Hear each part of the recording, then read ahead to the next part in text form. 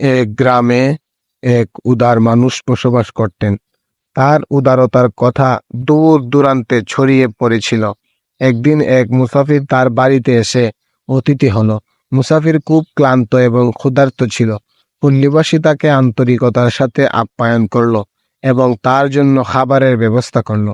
মুসাফির খেতে বসে দেখতে পেলেন যে পল্লীবাসীর পরিবারের খাবারের অভাব রয়েছে, কিন্তু তারপরও তারা তাদের মেহমানকে সেরা খাবার পরিবেশন করছে। মুসাফিরের চোখে জল চলে এলো। সে ভাবতে লাগলো, কি অসাধারণ উদারতা! যারা নিজেরা অভাবী তারাই এত উদার হতে পারে। খাবার শেষে মুসাফির পল্লীবাসীকে জিজ্ঞাসা করলো, আপনারা এত উদার কেন? পল্লীবাসী হেসে বললেন, আমরা আমাদের প্রিয় নবী মুহাম্মদ সাল্লাল্লাহু আলাইহি ওয়াসাল্লামের শিক্ষায় অনুপ্রাণিত। তিনি সব সময় উদারতা এবং অতিথিপরায়ণ উদাহরণ দিয়েছেন।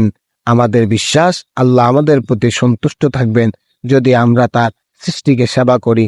এই কথা শুনে মুসাফির খুবই অনুপ্রাণিত হলো এবং সিদ্ধান্ত নিল সেও উদারতার এই মহৎ শিক্ষাকে তার জীবনে বাস্তবায়িত করবে।